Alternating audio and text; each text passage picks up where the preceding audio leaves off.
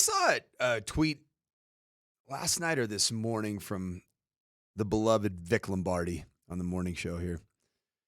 Moshe Lombardi and Kane, with regards to if there's a path forward for development and growth for Bo Nix, a great guy to look to would be Baker Mayfield. And I kind of agree with that because there were some uneven moments early on in Baker Mayfield's trajectory. Clearly, is he on his fourth team now? Is that right? Browns, Rams. Third team. Just third? Okay. But it was uneven through, first couple years. Certainly more uneven than Bo is right now. Bo is not uneven. He is your franchise quarterback in year 2 for your Denver Broncos. But right now, you know what Baker Mayfield can do that we haven't? Oh, no, dude, he was a Panther. Okay, there we go. I knew he was. I totally forgot he was a Panther. I thought he was a 4-team guy. You looked at me like I had 10 heads.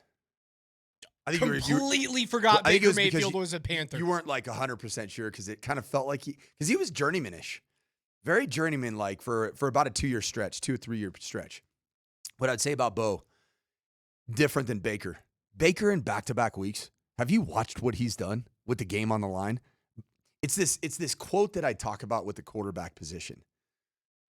Special ones. And I'm not saying that he's going to be a first ballot Hall of Famer. I'm not even saying that Baker Mayfield's a top 5 quarterback in the NFL right now. But he's a special quarterback today.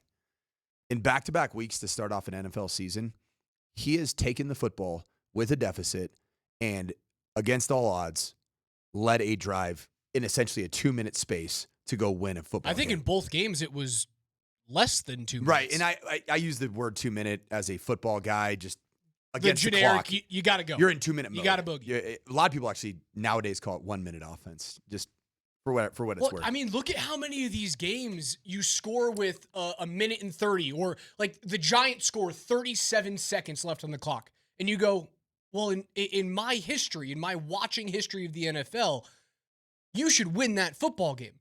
What we talked about with the kickoff yesterday, man, getting the ball on the 40, getting on the ball on the 35. Changes everything, it's man. A play. Maybe 2 plays with a timeout or clocking the ball, and you can set up a Brandon Aubrey 64-yarder. Mayfield hasn't needed to do that. Like, he's walked down the field. Meticulously driven the football. He was walking to the end zone. He had it 4th and 10 on his side of the field, and he moves the sticks by way of a scramble with a tin of Zin in his back cheek. And then got up and wanted to fight someone after getting injured. Dude. I love that. What I'll say about Baker that I want Bo to be? And Bo's shown signs of life in this space, but I want to see that Bo can be, air quote, the reason you win games. Baker Mayfield has proven, really in the last couple years, but certainly more than any quarterback right now in the National Football League, he has proven that he can be the reason that his team makes it to the postseason and potentially does something more. And if Bo can do that per Vic Lombardi's kind of path forward for Bo Nix in year 3 or 4, then you got something special. Because I think Bo's more physically talented than Baker Mayfield as a athlete. He's a better athlete He's than a Baker. better runner. He's a better runner. He's looser. Baker's a better thrower of the football. Baker is without question right now a better thrower of the football. He always has been. Like, there's a reason why you win the Heisman. Like, he is a laser. But if Bo can channel his mental intensity, his chip on his shoulder, and his seriousness in a way that Baker Mayfield uses his silliness, his fun-loving nature, his gunslinger mentality, that Bo can be going towards the place of being the reason his team wins football games, then you're going to have something special here. And Baker, I mean, he famously doesn't really take great care of the football. He is a gunslinger. He is he's not Brett Favre, but he's a modern version of that type of quarterback where it's like, he leans into the Brett Favre piece. I'm going to lean into it. Insofar that he recreated the Brett Favre all denim tuxedo, the Canadian tuxedo for his draft day. He threw 41 touchdowns last year, threw 16 picks, right? In his second year, he threw 22 touchdowns in Cleveland. He threw 21 picks. Bo is, as much as we hate to admit it, the past few games, Bo's throwing way too many interceptions. 7 games. Even dating back to last year. 7-game stretch, he leads the NFL in interceptions. It's not good. Fix that, and then you can be back on this Mayfield type of route.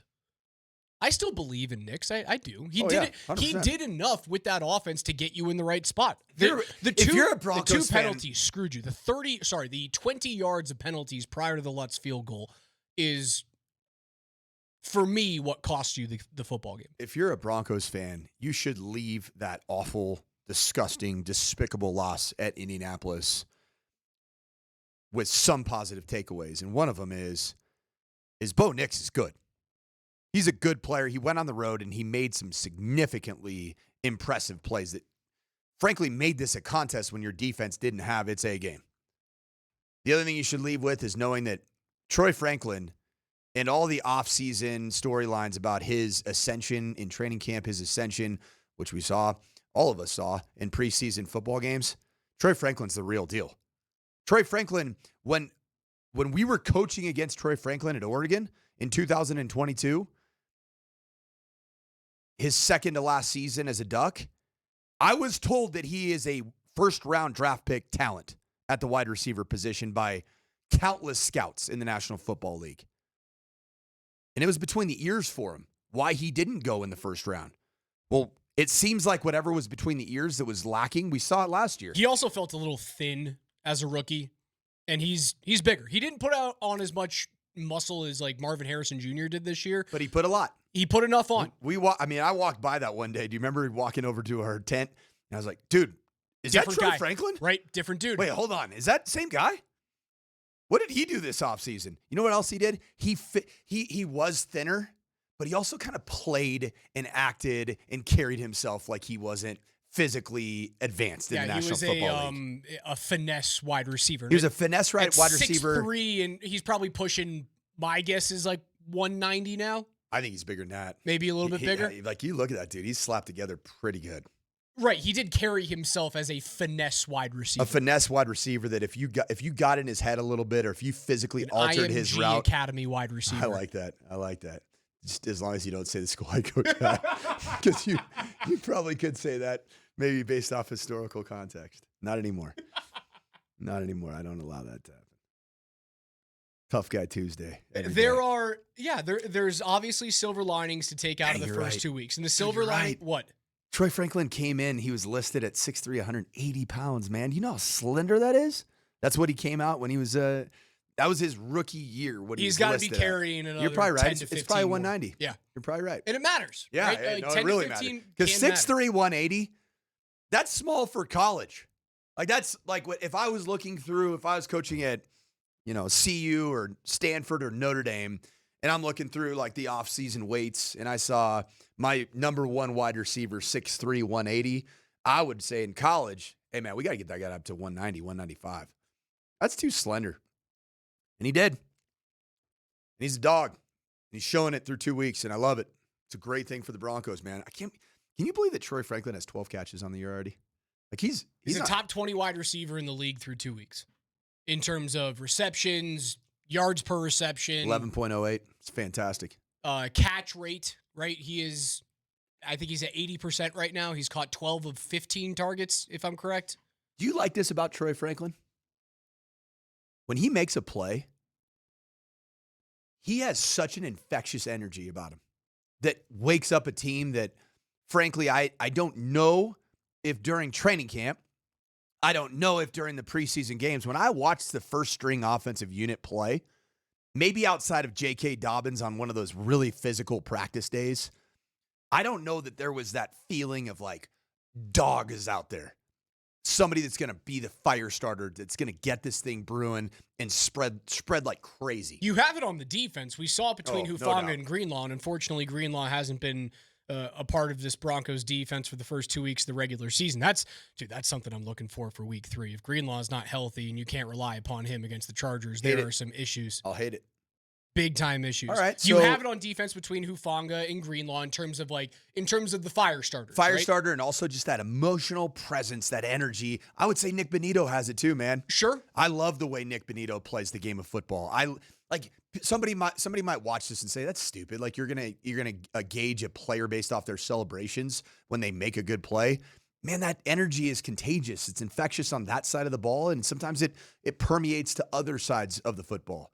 And right now, the more just completely bought in, full of life, full of energy players that you can have on your team, the better for the overall feel. And then the connectivity with the fan base. Like, they love having a guy that they can fully root for. I mean, think about some of the great Denver Broncos historically and how they would bring the crowd to life by way of A, how they play, and B, how they engage. That's what I see with Troy Franklin. And I'm excited about that because I didn't see that much a year ago. It was like he was surviving. He was surviving an NFL rookie season where he felt at all times like he was almost right on the cusp. Are you a dude, like a potential starter, or are you not going to be on this team in a year or two? Now you're like, this guy is a part of the future. In fact, he's got the tangibles to be a wide receiver one. And as the intangibles start to catch up to the tangibles, you got something really special, and I'm excited about it. The arrow is pointing up on the Broncos offense. Yes, you can look at the interception and be very, very upset about it. You can look at the second half after the first drive and go, well, where were the points? I get that. I understand it, right? Two of those drives that were in plus territory going against the Colts in the fourth, you throw the interception, you doink a field goal. I still think that you lost the game on the 5-yard penalty from Dobbins, followed up immediately by a 15-yard face mask on Troutman. Then you add the 15 yards on the leverage play on the 60-yard field goal. For me, you lost the game in terms of lack of discipline. I believe you can overcome one interception. If you can't overcome one turnover as a team, you don't deserve to be in the conversation of winning football games. Now, if you tack on 45 yards of penalties in the final 4 minutes of the football game, then my argument's out the window. So I'm not explaining away Bo's interception. It was a bad throw. It sailed. It probably shouldn't have been called in the first place, right? Continue to run the football, take time off the clock. If you trust Lutz from there, like, you don't have to force the football down the field. I can take as much issue with the play call as I can with the throw from the quarterback. So my stance on that football game is Bo didn't lose you the game. The penalties lost you the game. I understand the other side of the equation. In my time coaching in the Big Ten Conference, which I would consider to be by far the best coached, certainly defensively, special teams, maybe run game-wise on the offensive side of the ball, but the cleanest, best coached league by far at the highest level of the sport in college football, I learned this quote. And I want to hear what you think about this quote with regards to this game against the Chargers coming up. Will it be enough if you have this mindset? More games are lost, not won. Yeah, sure. If you have that mindset, and it's a little, I know it's kind of stupid because that quote is a bit Mike McDaniel yesterday, and we just airmailed him for saying it. His quote was a lot, it was more about, well, we didn't win because we lost. More teams give away opportunities to win football games via turnovers and dumb penalties. Yes, I understand that. I don't think that's tough. If the Broncos offense, defense, and special teams units play a game where in zero of those three phases you play a game worthy of losing the game, will you beat the Los Angeles Chargers? No. Because Bo and the offense at this point has not proven that they can overcome. They can't. Sorry, I'm saying that in all three phases you play a game that is clean. Don't lose the game. I'm saying, well, if you don't lose the game on offense, the Broncos, you don't lose the game on defense, the Broncos, by boneheaded penalties, okay. All right. Now I and get then you what you're don't saying. lose the game on special teams, will that be enough? It's a lot of double negatives. I know. Well, it's hard Brain because is breaking. Think about this though. The quote is more games are lost, not won. Well, sure, you have a chance to beat them. I think you win the game if you don't lose the game. Yeah, you've got a chance. We've that seen sounds what like they the can dumbest do. thing ever. Now we're in Mike McDaniel territory. But to win games, you have to win the game, not lose the game. It really is the same quote. It is. But in reality, the penalty we just talked about, J.K. Dobbins spiking the football, it leads to a longer field goal. The boneheaded that Will Lutz ended up missing, a 45-yarder. Will Lutz missing as one of the top 10 highest paid kickers in the National Football League. Yeah, can't have it. That's losing the game. Now when Brandon Aubrey goes out there and sinks 64-yarders and 46-yarders, that is somebody who's depended upon to do a job at a baseline level and didn't do it. That's losing the game. the leverage penalty, losing the game. What was the other penalty on the offensive side of the ball around Troutman face mask. Troutman face mask? You can live with the 5 yards for spiking the ball. It's still stupid. It's still losing the game. It's still dumb. The 15-yard face mask penalty is what pushes you out of like guaranteed field goal In range. what ways did the defensive unit against the Broncos tangibly lose the game? Not just give up plays, because they were there. They were in position. Pass interference on Pat Surtain. Blown coverage by Singleton in the flat on That's how you lose a game. Jonathan Taylor's the 44-yard Cut a dash. guy loose. Cut a guy loose, man. A failure to take down Jonathan Taylor when not one but 2 Broncos had hands on him in the mesh point before his 68-yard run. And then obviously the Tillman special teams. Well, that's special penalty. teams, different unit. Those are the big ones for me. Yep. Yeah. And I put that on the Surtain special getting teams beat unit. on the crossing route underneath on a 3rd and 7 play where you go, typically he gets a hand on that, or he's at least holding it to the ball is caught with 2 yards to gain, and he's stopping him with 2 yards to gain. Would we put the Bo Nix interception, how he threw it, the way the ball came out of his hand, that was really the one Bo Nix play that you said, that was a play worthy of losing a football Yes, that was game. a losing Especially the timing of it. 100%. You're in field goal range against the team that has struggled to score touchdowns against your defense. That's where I'd rather remember when Jeffrey Simmons called Bo a one-read quarterback.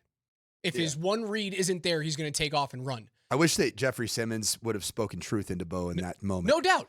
I don't need you to be a one-read quarterback for all four quarters of the game. I'd love you to be a one-read quarterback when you have a lead and you're in plus territory and there's under 6 minutes to go in the football game. You can be a one-read quarterback then. If Cortland's not open or you don't see it, tuck it and run, brother. So I don't give a damn. I believe we named about 7 plays. Roughly 7 penalties, plays. If you eliminate those 7 plays and you just do everything else at the same level you did it, do you beat the Colts in the football game? Do you beat the Colts in that football game? Those 7 plays. If those aren't mistake prone. 2 of them. You need 2 of them to swing back your way, you win the game. And my point is if you take all, say, 7 of those plays that we just mentioned away, you probably win by 2 scores. You probably do. And to my point, I believe wholeheartedly that overly confident, cocky, if you call them, LA Chargers, if you go in and play against LA and you don't make those plays worthy of losing, you win the game against the Chargers.